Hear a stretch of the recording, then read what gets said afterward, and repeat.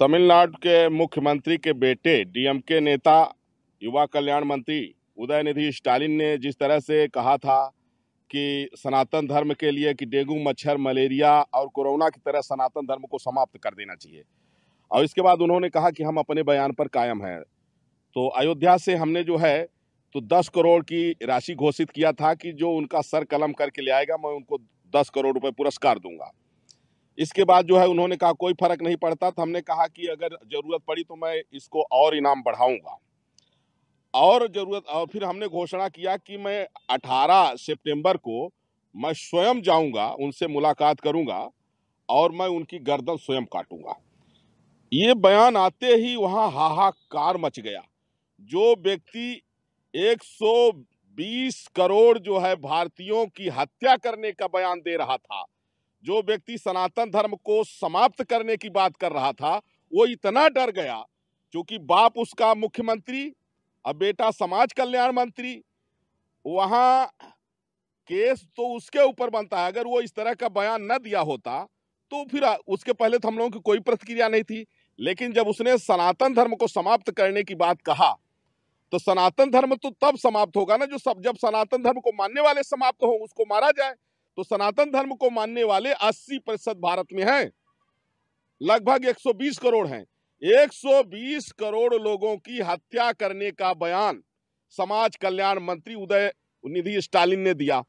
उसके विरोध में मैंने कहा और मैं 18 सितंबर को तमिलनाडु चेन्नई पहुंच रहा हूं उदयनिधि स्टालिन का सर कलम करने के लिए। उसने जो हमारे ऊपर जो है राष्ट्रद्रोह का मुकदमा पंजीकृत कराया। अब राष्ट्रद्रोह का मुकदमा चूंकि उसका बाप मुख्यमंत्री है, वो खुद मंत्री है, अब पुलिस उसकी है। मुझे पता लगा है कि तमिलनाडु के डीजीपी रात भर रोए हैं बैठ करके। वहां की पुलिस रात भर रोई है इस बात को लेकर के, क्योंकि यह गलत हुआ है। राष्ट्रद्रोह का मुकदमा तो उदयनिधि स्टालिन पर बनता है, जिन्होंने 120 करोड़ निर्दोष सनातनियों की हत्या करने का बयान दिया है। अब उनके बयान की प्रतिक्रिया में हमने कहा कि जिससे वो अपना बयान वापस ले लें, तो कहा कि नहीं, हम अपने बयान पर कायम हैं। और जैसे ही हमने कहा कि हम वहां 18 सितंबर को आ रहे हैं, तो एफआईआर क्या करा रहे हैं कि यहाँ भय व्याप्त हो गया है, सब डर रहे हैं, तो बिल में घुस जाओ, ऐसा बयान क्यों दे रहे हो। माने मेरा नाम सुनते ही कि मैं 18 सितंबर को वहां रहा हूं, वहां भय व्याप्त हो गया। मैं गारंटी से कह रहा हूं, जनमत संग्रह करा लिया जाए। वहां उदयनिधि स्टालिन के बाप से ज्यादा समर्थक हमारे हैं वहां तमिलनाडु में, और तमिलनाडु नहीं पूरे देश में। इसलिए जिस तरह से उन्होंने बयान दिया है, उनके ऊपर राष्ट्रद्रोह का मुकदमा पंजीकृत होना चाहिए। ये तो उल्टा है, कहते उल्टा चोर कोतवाल को डांटे। वह 120 करोड़ लोगों की हत्या कराने की बात कर रहा है, सनातन धर्म की तुलना डेंगू, मच्छर, मलेरिया और कोरोना रोग से कर रहा है। सनातन धर्म को समाप्त करने की बात पहले वो कर रहा है, और अगर प्रतिक्रिया में हमने कह दिया तो हमारे ऊपर राष्ट्रद्रोह का मुकदमा पंजीकृत हो रहा है।